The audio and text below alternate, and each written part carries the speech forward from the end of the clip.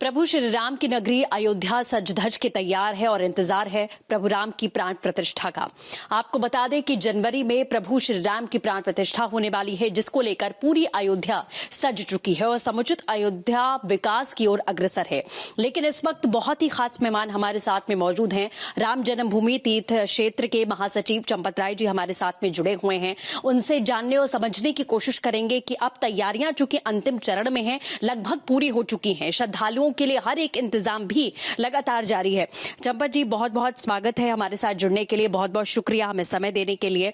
और आपसे हम समझना चाहेंगे, क्योंकि आपसे बेहतर अयोध्या और राम की नगरी के बारे में शायद कोई नहीं बता सकता। तैयारियां अंतिम चरण में हैं, किस तरीके से प्राण प्रतिष्ठा की तैयारियां अब अपना अंतिम प्रारूप ले रही हैं? अयोध्या के बारे में अयोध्या के बाशिंदे ज्यादा अच्छा बताएंगे।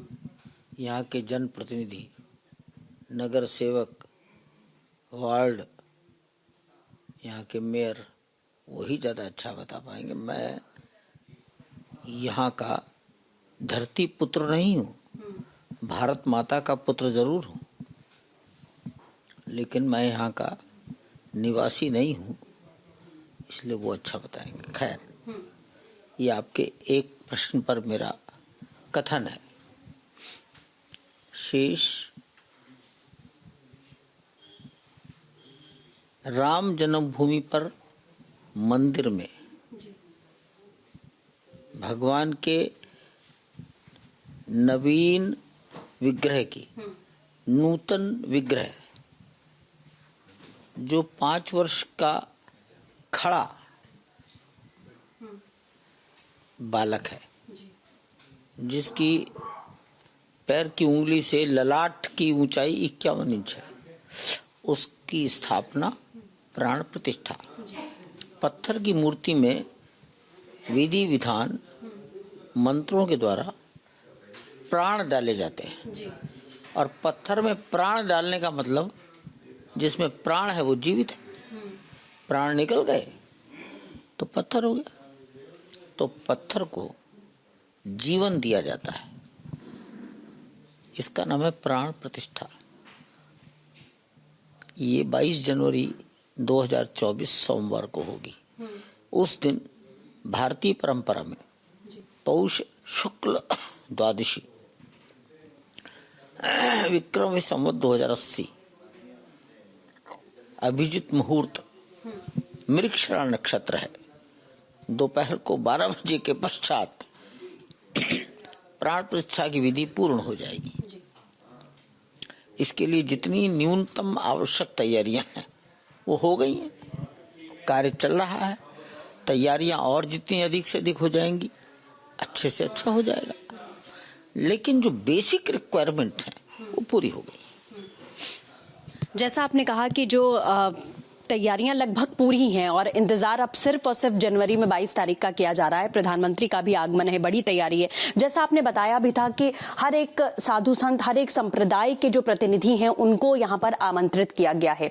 एक तरीके से अगर देखा जाए तो 22 जनवरी का जो दिन होगा वो भावनाओं से भरा हुआ भी होगा। जिस तरीके का संघर्ष, जैसा आंदोलन, तमाम कार सेवकों ने अपने प्राणों की आहुति दी, उनके परिवारों को भी आमंत्रित किया गया है। तो एक तरीके से कहा जाए तो इतिहास में इस दिन को स्वर्णिम अक्षरों से लिखा जाएगा। निश्चित लिखा जाएगा, निश्चित लिखा जाएगा। 15 अगस्त 1947 कभी हट नहीं सकता। तो 22 जनवरी 2024 भी ऐसे ही भारत पर अमिट हो जाएगा।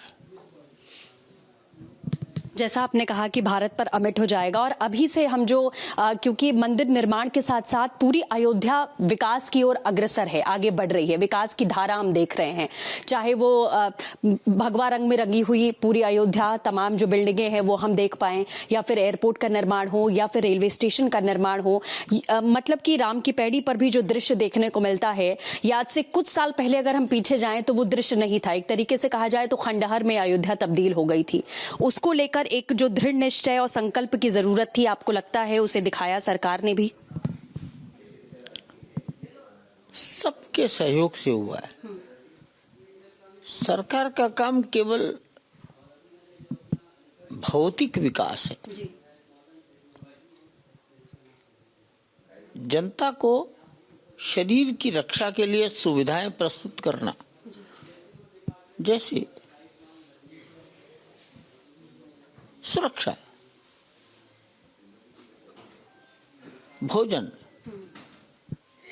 शिक्षा, चिकित्सा, ये जो बेसिक बातें हैं ये सरकारों का काम होता है। मंदिर तो एक बड़ी संवैधानिक प्रक्रिया में 500 साल तक की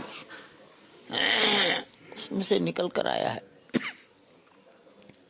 सरकार की भूमिका इतनी ही है कि उन्होंने अदालत के काम में वो बाधक नहीं बने, इतना ही बात है। बिल्कुल, जैसा आपने कहा कि सभी के सहयोग से, और चूंकि इस वक्त की अगर हम बात करें तो आपका कोई भी वक्तव्य बहुत अहम भी माना जाएगा। मैं आपसे आपका अनुभव जानना चाहूंगी।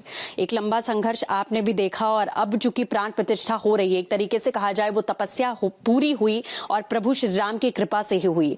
आपका अनुभव मैं जानना चाहूंगी तब से लेकर अब तक के बीच का। मैंने ऐसा सोचा नहीं अभी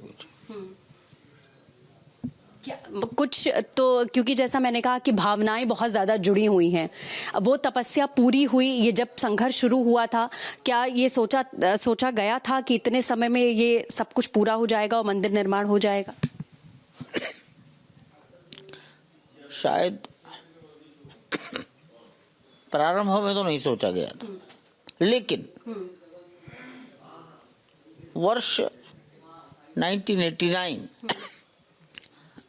या 1989 एक ऐसा काल है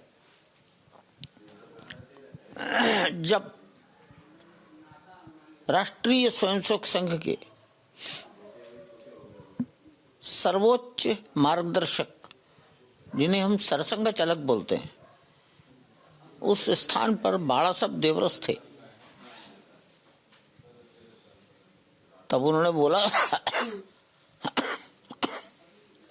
निरंतर काम करो जी, तब 20-30 साल में विषय पूरा होगा। अभी उन्होंने 1989 में बोला था। हाँ। तो वो कोई ज्योतिषी नहीं थे, लेकिन रोज समाज को अध्ययन करते थे। उसका परिणाम था उनके मुंह की बात। 89 में कहते हैं 20-30 साल लगेंगे, धैर्य से चलो। तो 89 के 20 साल बाद 2010 और 30 साल बाद 2020। तो इस रूप में जो हमारा नेतृत्व था, जो सड़क पर नहीं, वो जो केवल गाइड करता था, उसकी कल्पना जरूर थी।